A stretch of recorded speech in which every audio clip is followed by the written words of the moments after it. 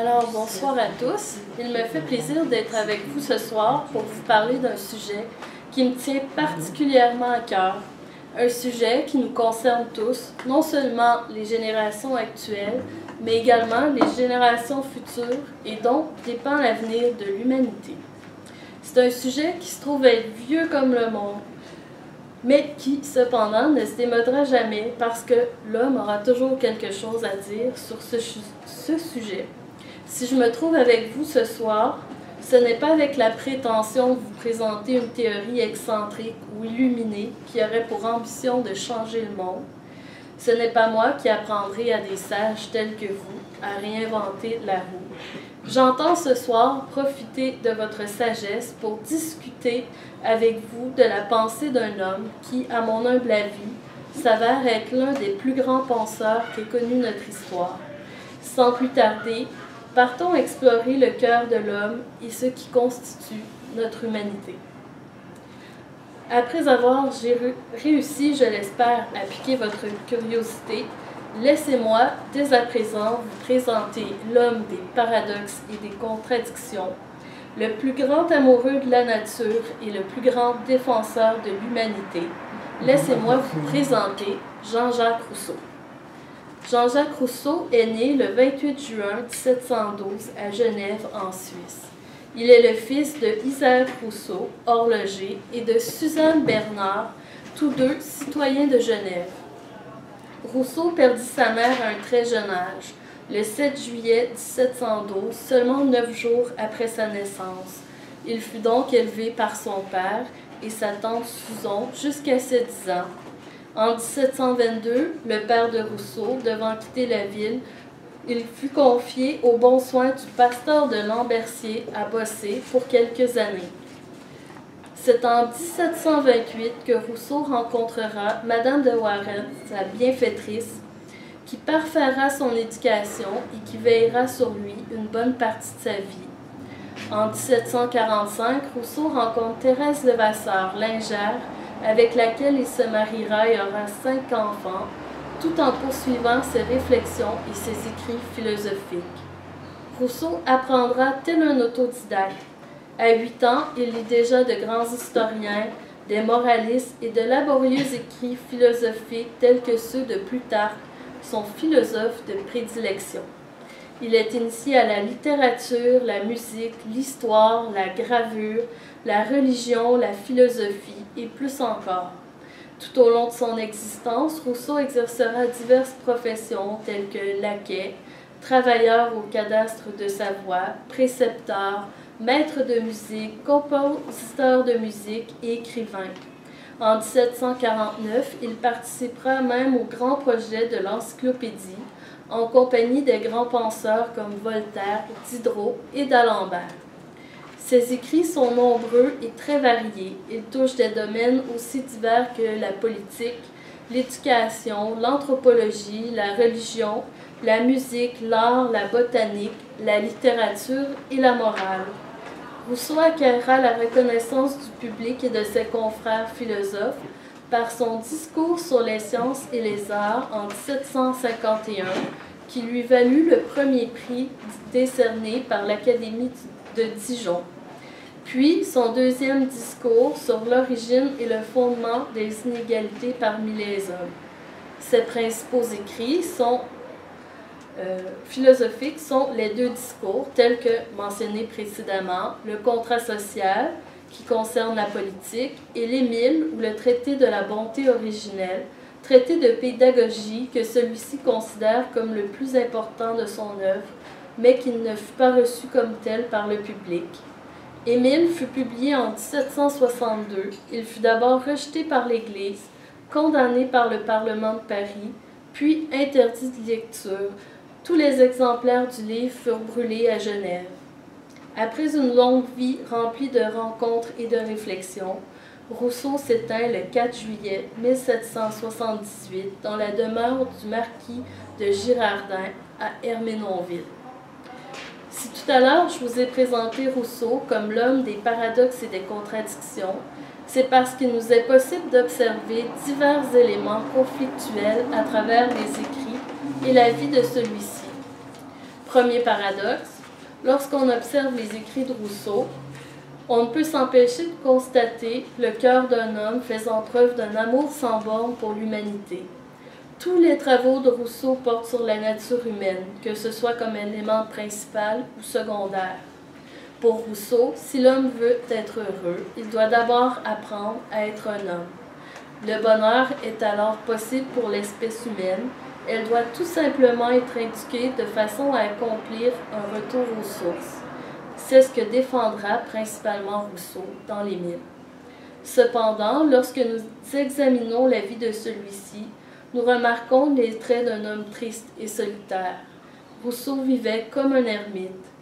Bien qu'il ait fréquenté les plus grands penseurs de son époque, avec qui il eut plusieurs discussions laborieuses et disputes souvent houleuses, Rousseau préférait vivre près de Mère Nature plutôt que près de ses semblables. Malgré son amour pour l'humanité, Rousseau préférait le calme de la nature plutôt que l'action et les discussions mouvementées qu'il pouvait rencontrer à l'intérieur de la société. Deuxième paradoxe important, Rousseau et son traité sur l'éducation sont considérés aujourd'hui comme les piliers importants orientant la réforme scolaire ayant lieu dans les écoles actuellement. Bien qu'il ait eu de nobles intentions en ce qui concerne l'éducation des enfants, plusieurs philosophes et certains penseurs contemporains lui reprocheront d'avoir porté des gestes ne représentant point les idéaux qu'il défendait. En effet, Rousseau ne réussit point à remplir son rôle de père correctement. Il abandonna les 5 enfants qu'il eut avec Thérèse Levasseur au refuge des enfants trouvés. Est-il alors légitime de considérer les idées d'un tel philosophe en éducation alors qu'il ne put s'occuper lui-même du bien-être de ses enfants? Il existe encore plusieurs paradoxes au sein de la pensée et des écrits de Rousseau, dont nous aurons la chance de discuter durant la soirée. Comme Rousseau est à la fois étudié comme philosophe et comme un littéraire, ces deux styles s'entrelaçant dans toutes ses œuvres, je débuterai donc cette conférence en vous racontant moi-même une histoire. Il était une fois un homme de foi, un homme pur et bon, dont le cœur était rempli d'amour et d'espoir. Il était une fois un amoureux fou de l'espèce humaine. Il était une fois Jean-Jacques Rousseau. Rousseau était un homme de bien. Il croyait au bonheur et en l'existence d'une bonté originelle qui résiderait en chacun de nous. L'homme est naturellement bon, dira-t-il. C'est donc que le bonheur est accessible à tous. Malheureusement, lorsque Rousseau regardait les hommes vivre ensemble, il ne voyait que malheur et déchéance. L'homme de la société est un être cupide et égoïste. Habité par une ambition dévorante, il désirait toujours plus que ce que la nature lui avait donné. Rousseau constata avec tristesse qu'en communauté, l'homme n'est plus le maître de son existence, mais dépend incessamment de la volonté de ses semblables, se trouvant sans cesse de nouveaux besoins, n'ayant aucune considération pour les autres qu'instrumentale, se comparant continuellement à ses pairs, animé par un vil penchant à nuire aux autres inutilement, toujours désireux d'élever sa fortune, non par besoin, mais pour être au-dessus des autres. Tel est le portrait de l'homme moderne qui se prosterne sous les yeux de Rousseau, et dont celui-ci nous fait part dans son discours sur l'origine et les fondements de l'inégalité parmi les hommes. L'homme moderne maîtrise dorénavant plusieurs champs de connaissances et de savoirs techniques, mais demeure tout de même un être malheureux.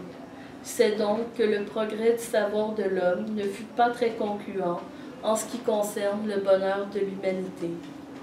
Le cœur de Rousseau était sans cesse affligé devant le spectacle d'autant de souffrances et d'injustices. Il décida donc de se réfugier auprès de la nature, où tout était juste et parfait, afin de réfléchir à une méthode qui lui permettrait de soulager les tourments de l'espèce humaine. Chaque jour, Rousseau se promenait dans la forêt. Il aimait observer la beauté de la nature et l'harmonie qui y régnait. Un jour, alors qu'il débutait sa promenade quotidienne, Rousseau fit une rencontre inattendue. Au pied d'un grand chêne s'était assoupi un jeune garçon qui n'avait jamais grandi parmi les hommes. À l'orée de la forêt dormait Émile, fils de la nature. Émile avait une âme pure et innocente.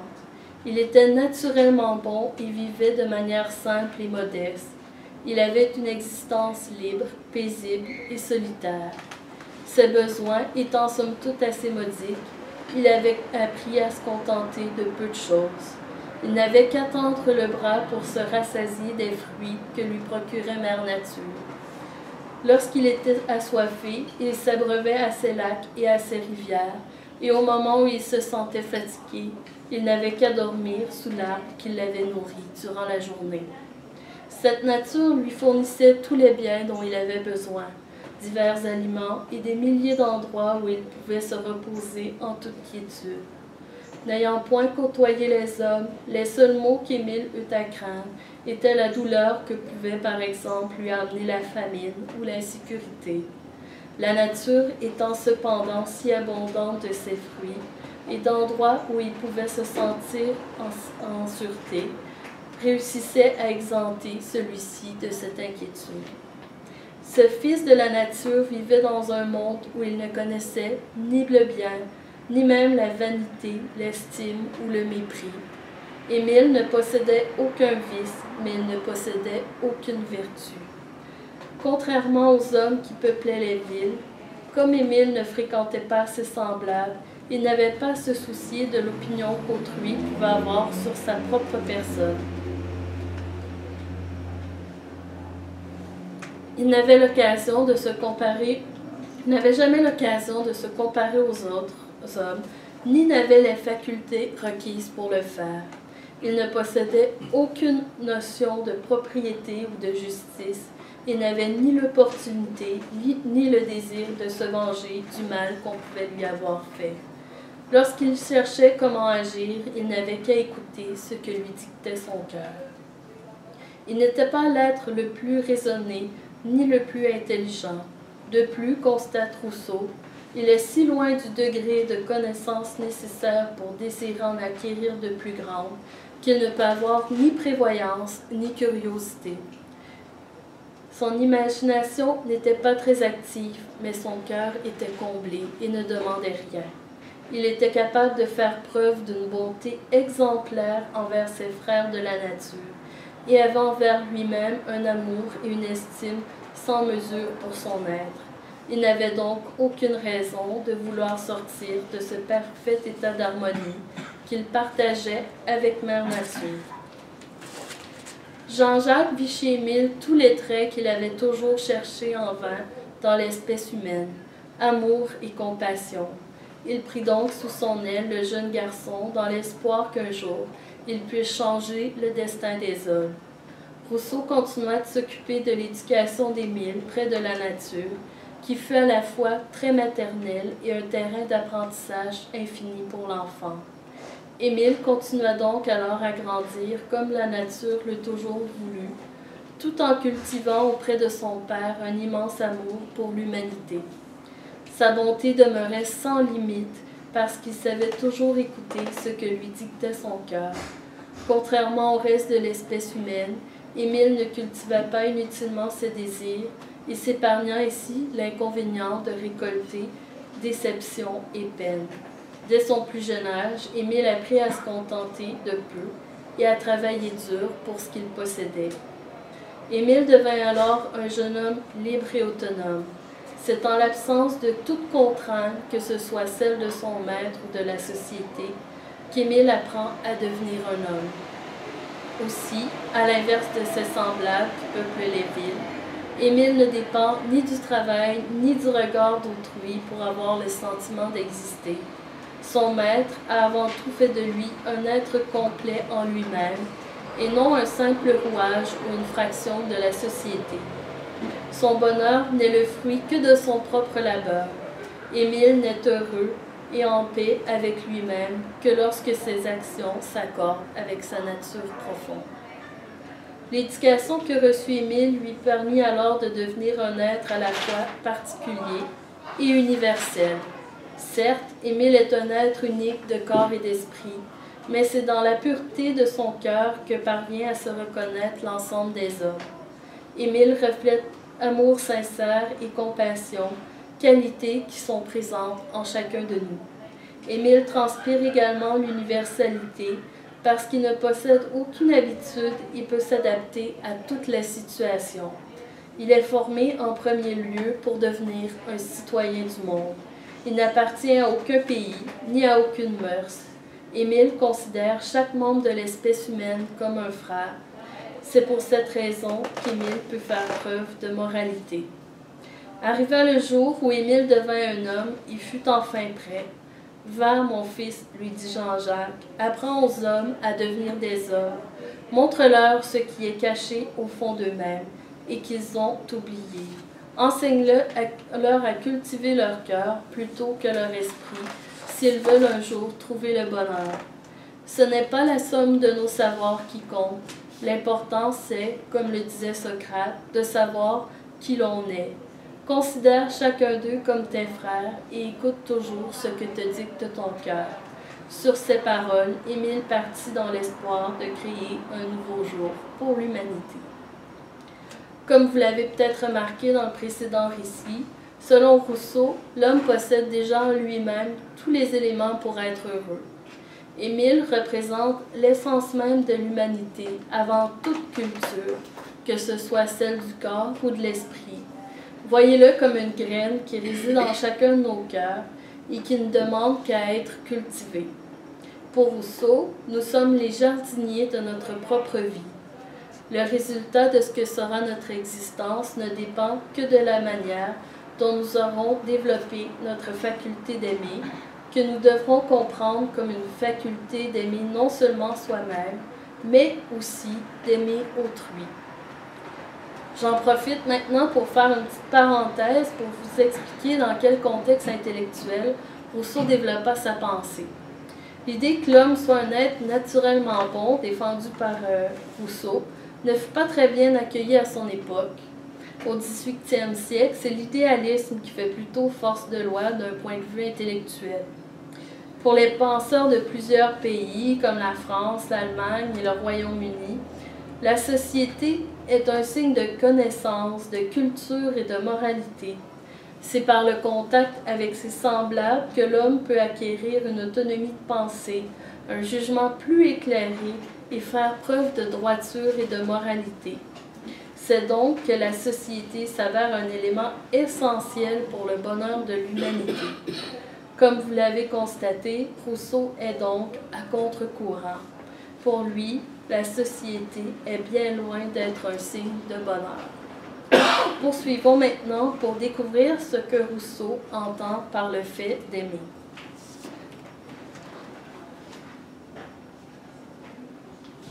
L'amour de soi occupe une place essentielle au sein de la pensée de Rousseau.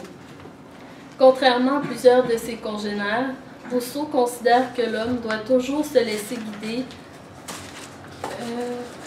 dans ses actions par son cœur et non par la raison.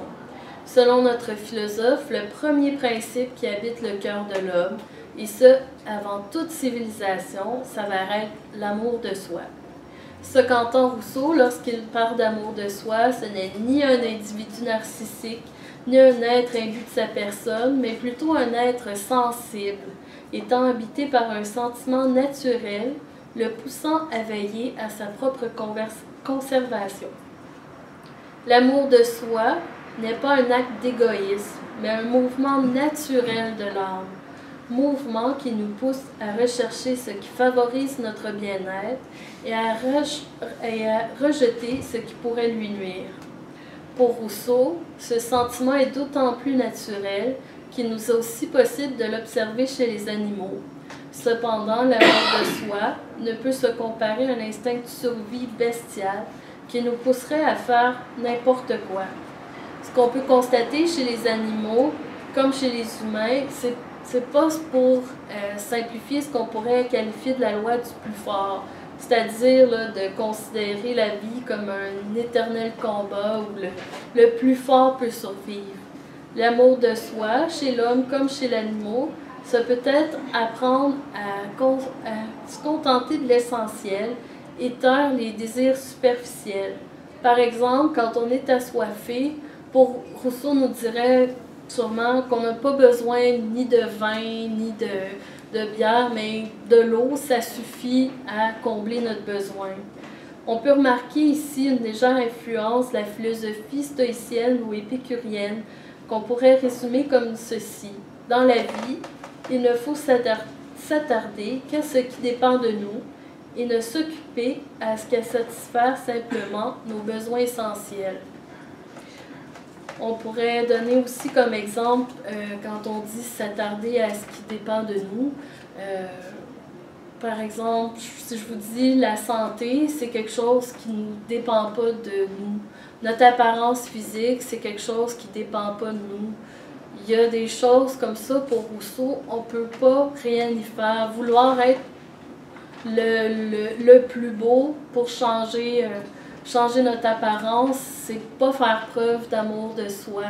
C'est pour lui ce qu'il qualifierait d'amour propre. C'est plus un acte d'égoïsme centré sur nous-mêmes. S'aimer soi-même, ce n'est pas une manifestation d'égoïsme fondamental de la nature humaine, comme avait pu penser le philosophe Thomas Hobbes avant Rousseau, lorsqu'il écrit la célèbre phrase que vous avez tous probablement entendue, « L'homme est un loup pour l'homme ». Selon Rousseau, Hobbes confond l'amour de soi et l'amour propre, que l'on pourrait aussi nommer d'égoïsme, qui est considéré par notre penseur de Genève comme une perversion de l'amour de soi. Donc l'amour propre, c'est l'amour de soi qui a été mal cultivé. Or, pour notre philosophe, lorsque nous faisons preuve d'amour pour nous-mêmes, nous faisons également preuve d'un amour pour l'humanité. Certes, l'être au monde, c'est-à-dire l'homme, est avant tout animé par un profond désir d'exister, mais cela n'en fait pas pour autant une personne égocentrée. C'est simplement que pour Rousseau, si l'on veut vivre, il faut d'emblée vouloir exister. C'est peut-être ce que nos grands-mères diraient, ben, aide-toi toi-même si tu veux progresser. La vie est un don précieux qu'il faut chérir et protéger. Et l'amour de soi, c'est cette joie qui nous habite chaque fois que nous avons le sentiment d'exister. Pour Rousseau, l'amour de soi, ce n'est pas seulement, c'est pas un sentiment comme les autres. L'amour de soi, c'est un sentiment universel, non seulement parce qu'il réside au fondement de toute vie, mais également parce que sans celui-ci, il n'y a aucune affection du cœur humain qui pourrait voir le jour. Comme le mentionnera Paul Audy, éminent commentateur de la pensée de Rousseau, toutes les modalités constitutives de notre subjectivité sont en réalité des modifications de l'amour de soi. Selon Rousseau, l'amour de soi nous édifie non seulement en tant qu'individu, mais nous ouvre également au monde extérieur et aux individus qui y habitent. C'est grâce au sentiment de l'amour de soi, au sentiment que l'amour de soi peut engendrer, que l'homme se trouve en mesure de faire preuve de moralité, de bonté et de compassion envers autrui. Tel que l'indique Rousseau dans les Mille, quand la force d'une âme expansive m'identifie avec mon semblable, que je me sens pour ainsi dire en lui, c'est pour ne pas souffrir que je ne veux pas qu'il souffre. Je m'intéresse à lui pour l'amour de moi, et la raison du précepte est dans la nature elle-même qui m'inspire le désir de mon bien-être en quelque lieu que je me sens exister. C'est donc que lorsque nous faisons preuve de compassion, nous aimons également la vie qui s'exprime en autrui parce que, en quelque sorte, nous y voyons le reflet de la vie qui s'exprime en nous. Or, quiconque méprise la vie qui l'habite, c'est-à-dire n'éprouve pas cet amour qu'il devrait avoir pour lui-même, ne peut chérir ou respecter la vie qui s'exprime chez autrui. Tout au long de ses écrits, nous pouvons constater que pour Rousseau, il ne fait aucun doute. L'homme est un être naturellement bon. L'homme est de par sa nature prédisposé au bien. Pour Rousseau, c'est un terme vraiment important, c'est une prédisposition au bien. C'est toujours, tout dépend toujours de la culture qu'on va avoir fait de nos sentiments, notre sentiment d'aimer.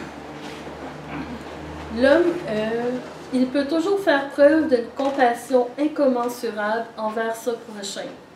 En ce sens, Rousseau s'oppose fortement au courant de pensée dominant de son époque, qui associe indubitablement le développement de la raison et l'accumulation de savoir au progrès de l'humanité. S'il est dans la nature de l'homme de faire le bien, alors nul besoin de prioriser à ce point le développement des voies de la raison, faculté que Rousseau considère d'origine uniquement sociale. D'ailleurs, plusieurs philosophes de la même époque lui reprochèrent de prôner un retour en arrière, notamment son ami Voltaire qui lui écrit « J'ai reçu, monsieur, votre nouveau livre contre le genre humain. Je vous en remercie. On n'a jamais employé tant d'esprit à vouloir nous rendre bêtes. Il nous prend envie de vouloir marcher à quatre pattes quand on lit votre ouvrage. » Ce que souhaite Rousseau, ce n'est pas, comme peut le croire Voltaire, un retour en arrière, mais plutôt un élargissement de notre vision de l'homme qui nous permettrait de réveiller des sentiments que la raison a fait taire en nous. Je ferai une seconde parenthèse pour vous expliquer que lorsque Rousseau parle de l'homme de la nature, il ne faut pas imaginer, comme Voltaire l'avait fait, un homme de la jungle ou un homme de la préhistoire. L'homme de la nature, qu'on a baptisé Émile au début de la conférence, n'existe pas réellement pour Rousseau. C'est plutôt un outil qui lui permet de distinguer ce qui peut être un acquis de la société puis ce qui est inné dans l'homme. C'est l'essence, il cherche à découvrir l'essence de l'humanité. Le travail ou l'analyse, c'est un travail ou une analyse que plusieurs philosophes vont avoir fait avant lui, notamment Thomas Hobbes ou John Locke, qu'on appelle les contractualistes. Rousseau est conscient de l'utilité pour l'homme de s'être rassemblé avec ses semblables. Il est conscient qu'on n'aurait pas pu survivre aux catastrophes naturelles si l'homme ne s'était pas regroupé avec ses pairs. Mais ce qu'il souhaite, c'est plutôt, par son travail, c'est plutôt une éducation, un retour aux sources qui lui permettrait de changer le paysage qui est devant ses yeux. Poursuivons. Pour Rousseau, l'être humain, ce n'est pas seulement une tête qui pense, c'est avant tout un cœur qui aime. Un cœur qui s'aime soi-même, mais aussi un cœur qui aime autrui et qui peut faire preuve d'une grande compassion, que Rousseau appellera également pitié envers son prochain. Lorsque Rousseau parle de pitié, il n'entend pas ici un simple abandon à la sensiblerie ou une réaction émotive trop excessive. Pour notre philosophe, la pitié se définit en premier lieu comme un élan affectif, spontané et pré-réflectif. C'est intuitivement, ce qui signifie sans l'usage de notre raison, que nous sommes affligés par la souffrance que subissent nos semblables. Rappelons-nous que lorsque Rousseau rencontre Émile pour la première fois, celui-ci, n'ayant pas vécu parmi les hommes, ne possède pas des capacités réflexives très développées, mais est tout de même capable de faire preuve de pitié envers le spectacle de la souffrance d'un être. Rousseau, dans son deuxième discours, va même donner l'exemple des animaux. Il va dire un cheval qui va passer à côté de la carcasse d'un autre animal qui est mort, va faire un détour pour ne pas passer devant cette carcasse parce que l'animal ne sera pas capable non plus de faire face à cette souffrance-là. Cette douleur que nous éprouvons devant la souffrance de nos semblables n'est pas une douleur physique. Par exemple, si l'un de vous se blessait à la jambe ce soir, la compassion ne nous pousserait pas à avoir aussi mal à la jambe. La douleur compassionnelle, si on peut l'appeler ici, c'est plus une douleur viscérale. Nous éprouvons une profonde répulsion ou un profond dégoût envers les maux dont peuvent être accablés nos semblables, car ces maux diminuent l'intensité du sentiment de la vie commun à tout être vivant. Si nous pouvons éprouver de la compassion ou de la pitié, c'est parce qu'il est fondamentalement inacceptable pour tout être vivant que l'on porte atteinte à la vie, même lorsque celle-ci s'exprime à l'extérieur de notre être. La vie ne peut pas supporter d'assister à sa propre dégradation, même lorsque celle-ci a lieu dans un autre corps que celui du spectateur, dira Gaétan de Mullier. Voilà qui explique pourquoi l'homme est tout naturellement capable de faire preuve de compassion envers autrui. Si Rousseau est avec nous ce soir, probablement nous expliquera-t-il que le problème qui sévissait à son époque et qui sévit encore dans les mentalités d'aujourd'hui, c'est que nous confondons le bien et la vertu. Encore aujourd'hui, l'Église, comme la société, nous enseigne que l'homme de bien, c'est celui qui porte secours aux démunis, qui non seulement ne commet aucun péché ou aucune faute, mais également donne tout ce qu'il peut pour aider les défavorisés. Pour Rousseau, la pitié dont Émile fait preuve à l'état de nature ne le rend pas directement vertueux. Elle implante simplement en lui une répugnance innée pour le mal. Donc c'est un principe, c'est pas un principe moral qui va pousser à l'action. C'est vraiment simplement pour Rousseau une répugnance envers la souffrance.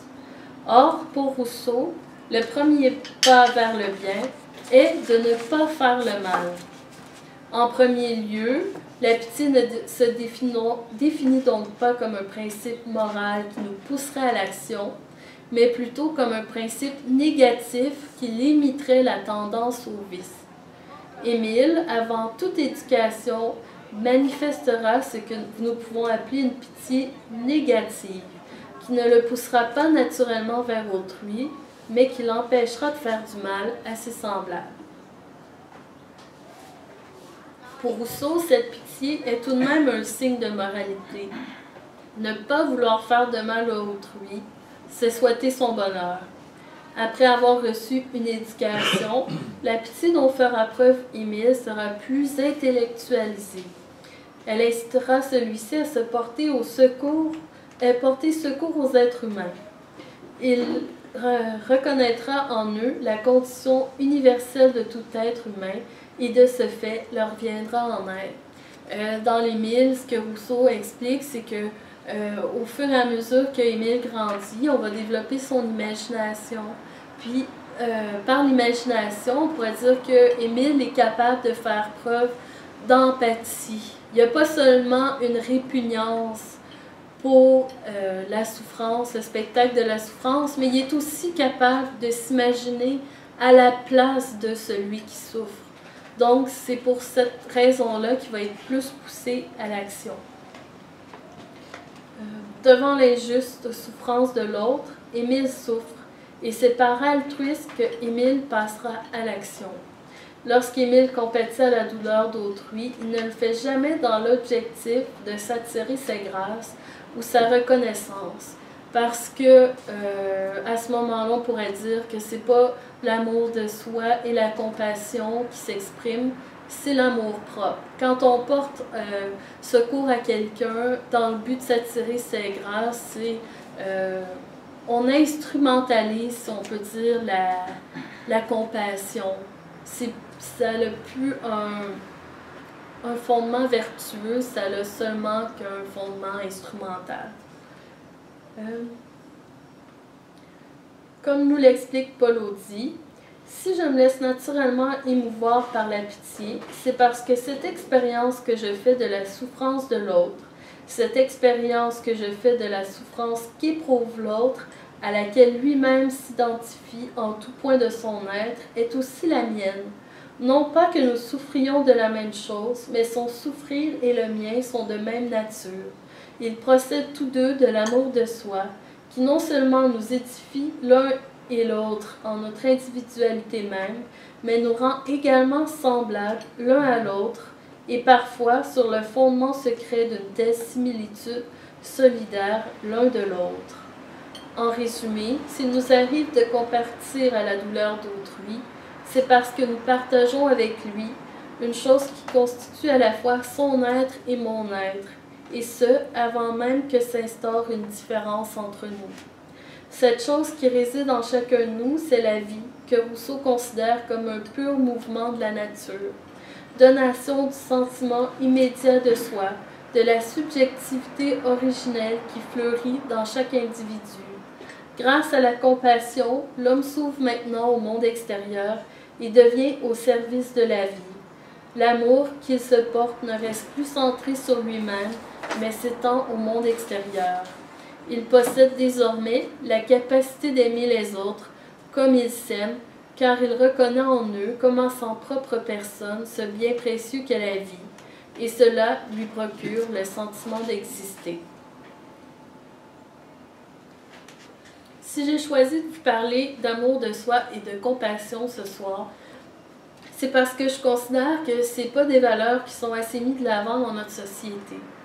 De nos jours, nous sommes constamment confrontés à un pluralisme des valeurs morales et religieuses, que ce soit dans le domaine académique, au travail, dans la société ou à travers le message que nous véhiculent les médias. Tous les jours, nous devons faire face à la différence et l'unique façon dont nous a appris la société pour gérer celle-ci, c'est par la tolérance. Or, le problème avec la tolérance, c'est qu'elle met davantage l'accent sur les différences plutôt que sur les caractéristiques puis les qualités que tout être humain a en commun. Lorsque nous sommes tolérants, nous acceptons les différences sans pour autant les comprendre ou même chercher un compromis ou un terrain d'entente. De manière plus simple, nous pourrions affirmer qu'être tolérant, c'est un peu comme si je vous disais que nous sommes pris dans le même bateau et comme nous ne pouvons pas jeter personne par-dessus bord, on est pris pour s'endurer. Contrairement à ce qu'on pourrait croire, ce n'est pas la tolérance, mais la compassion qui favorise le lien social et l'harmonie au sein d'une même communauté. C'est ce que confirme le programme Racines de l'empathie, mis en place par Marie Gordon dans plusieurs écoles à travers le monde. Par l'acte compassionnel, nous oublions les différences qui s'instaurent entre nous pour ne voir que ce qui est commun à l'espèce humaine.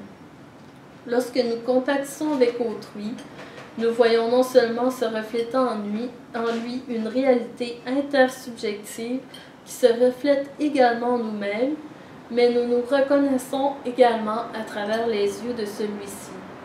À ce moment, notre existence prend un tout autre sens. Nous existons non seulement dans notre propre corps et à travers notre propre conscience, mais aussi à travers les yeux d'autrui. Tel que le mentionnera ce grand philosophe des Lumières, notre existence est relative et collective, et notre vrai moi n'est pas tout entier en nous. Enfin, telle est la conscience de l'homme en cette vie, qu'on n'y parvient jamais à bien jouir de soi sans le concours d'autrui. En l'occurrence, c'est donc que notre existence ne peut pleinement prendre son sens qu'à travers les relations que nous établissons avec autrui. Apprenons alors l'amour de soi et la compassion aux générations futures pour que, comme Émile, elles deviennent des citoyens du monde et se reconnaissent en chaque homme. Ainsi, nous aurons peut-être l'espoir de voir s'estomper les nombreux conflits qui naissent des différences. Merci.